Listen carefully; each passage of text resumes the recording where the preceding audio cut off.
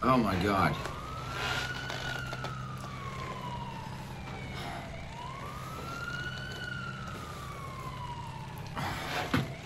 Hey, what's up?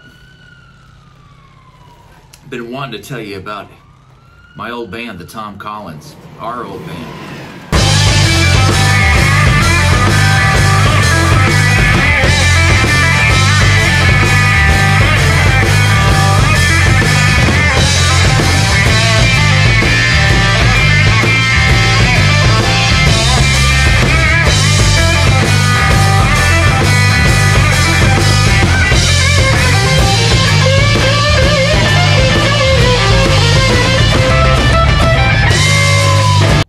This van is from 1971 or something like that. I don't know.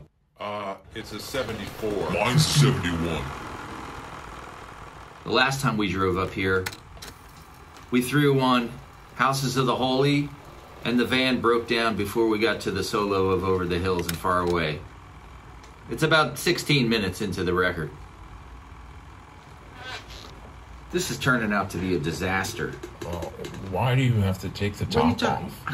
Why can't I get this thing off of here? You're not strong Jeez enough. Louise. Just drink it through the top. I know, I don't want to drink it through the top. Why can't I do things my way? Because you do everything wrong. You're gonna spill it all over my van. I'm not doing it wrong. Ow! See what happens? Fuck. Just listen to Kyle. Just listen to Kyle. All right. All right. Oh, God. Need some Why warmth. can't you just drink it like a normal person? Because I want some warmth on my face. It'll help me to be able to smoke 2 packs of cigarettes today. Yeah. Tom Collins. It's a lot of cigarettes. And a lot of situations like this. Are we even moving?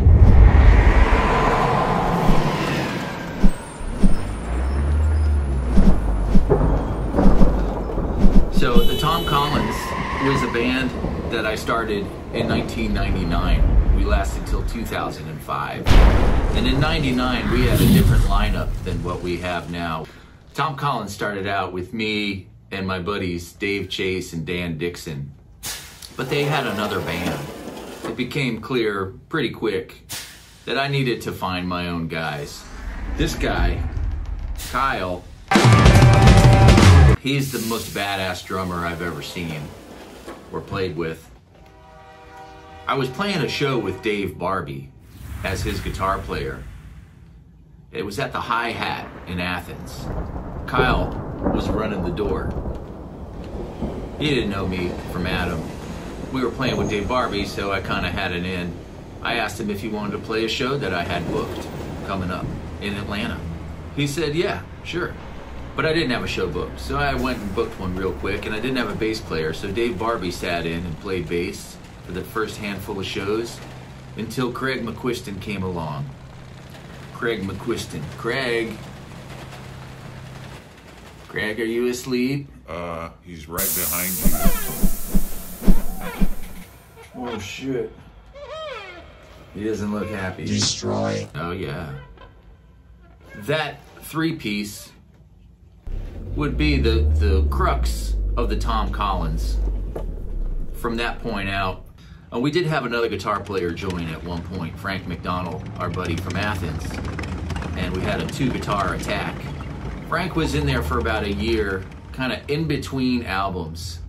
He came in at the tail end of our second album, Deep Cuts, and he left before the third album, Daylight Tonight, was finished. And during that time, we played a bunch of killer shows.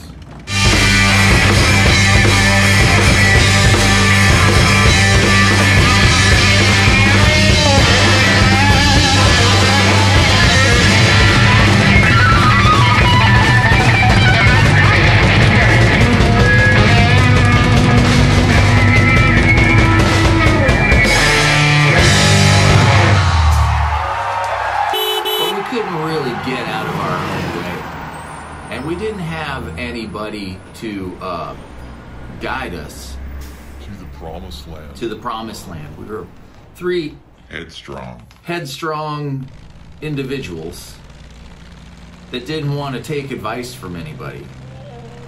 So when somebody inevitably came along and tried to like steer us in the right direction, we'd always be like, no, that's not what we're about.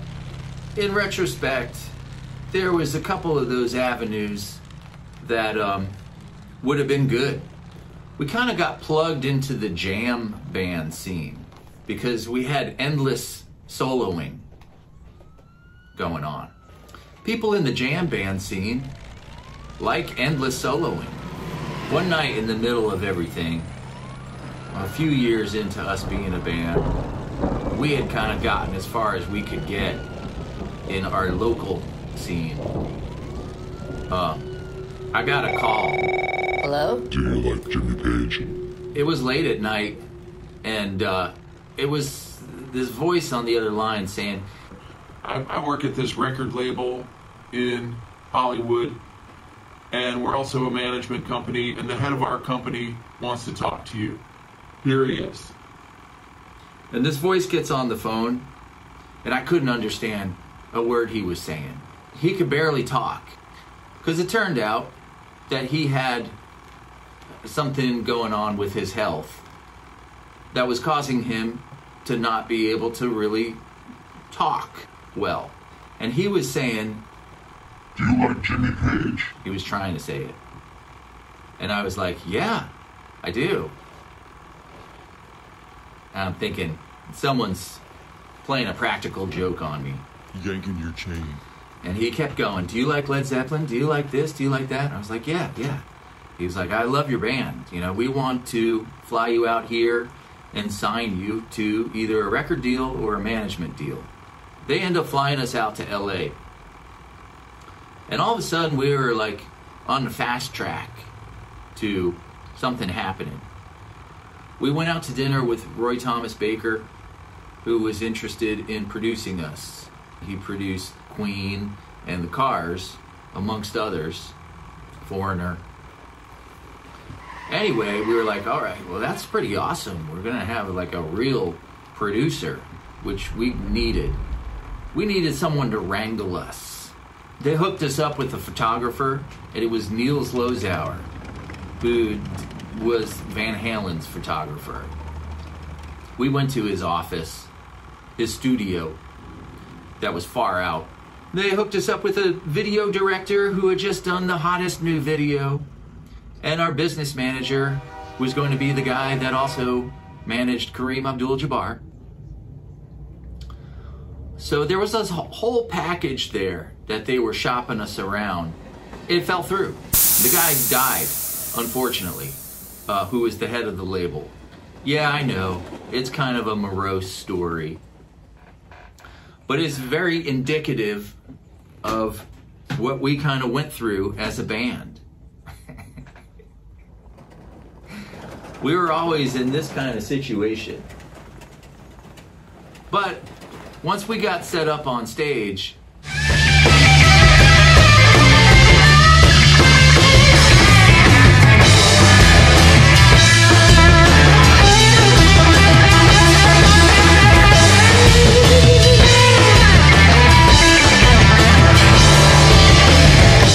there was a power there as a live band, and we were still figuring it out in the studio. But after 6 years of treading water, we were all being pulled in different directions. On top of that, we lived in different towns the whole time. I lived in Atlanta, and they lived in Athens. So we were always jockeying back and forth to practice, and we needed to split up to be able to spread our wings separately, which we all did and are still doing. The Tom Collins catalog kind of got lost for a minute because nobody wanted to deal with it. And there was, at different times, albums would be up on the internet, on Spotify. And I wasn't really paying attention, none of us were paying attention to it because it was still kind of a fresh wound maybe. one day I went and looked at it, and there was another Tom Collins.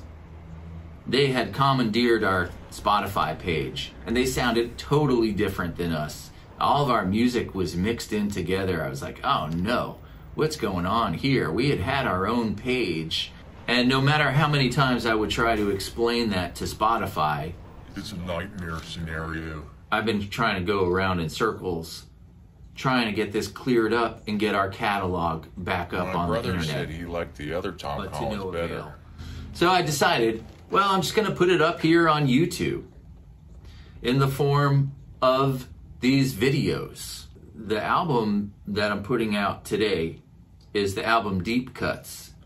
We recorded it in 2000 and 2001 in Athens at the Chase Park Transduction Studio, owned by Dave Barbie, and he engineered it and produced it with us. The album that follows that, Daylight Tonight, I'm still working on getting it uploaded and ready for your consumption. But anyway, cheers to you, mate. The Tom Collins lives on YouTube. Deep Cuts. I'm Fran Capitanelli, totally into the sound. I'm Kyle. Craig. Thanks for getting in the van with us.